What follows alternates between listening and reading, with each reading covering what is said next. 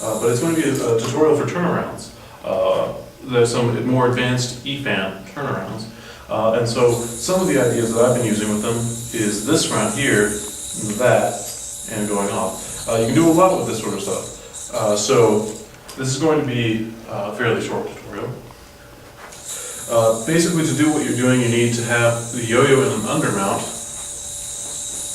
like this. You need to have the yo-yo spinning clockwise from your perspective, counterclockwise to other people's perspective.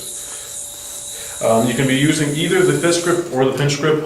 For this particular turnaround, I prefer to use the pinched grip.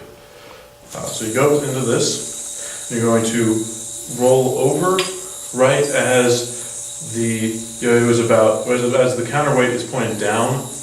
That's when you kind of turn your hands over. So you don't necessarily need to have the yo-yo spinning to first practice this. You can have it dead and just be going here and just practice that right there, getting the feel for that turning over. So that's the main thing you can do to practice it if you need the time. And then it's definitely not hard, because the timing is fairly forgiving. It doesn't need to actually point down, that's just when it looks the nicest. You can also do some variations of it, where you like setting on right there, you get an extra string out of it. Or you can flip over and to make it look faster or something. You make it look faster. And then the other turnaround that I'm going to show you is, it's usually a follow-up turnaround after that one comes here. And you land in basically a double or nothing and then flip out. So this is a follow-up turnaround, but to do it without following up, you have to be in an undermount and you have to have the yo-yo going the counterweight going counterclockwise. And then you're just going to let it go over like that.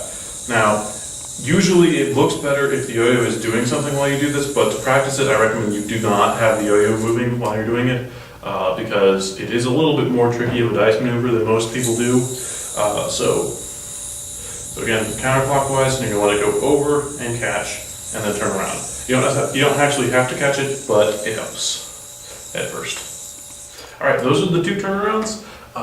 You can use them in all sorts of tricks. You can get into them from everything. And you can kind of get out into all, oops, I'm terrible. You can get into all sorts of different things out of these two turnarounds. So I'm gonna go ahead and get a close-up shot of what this stuff looks like. Stand over here. Oops, that's so.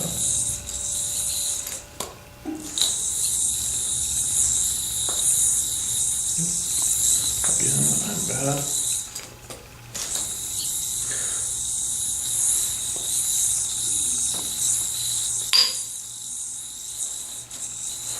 Step back a little bit.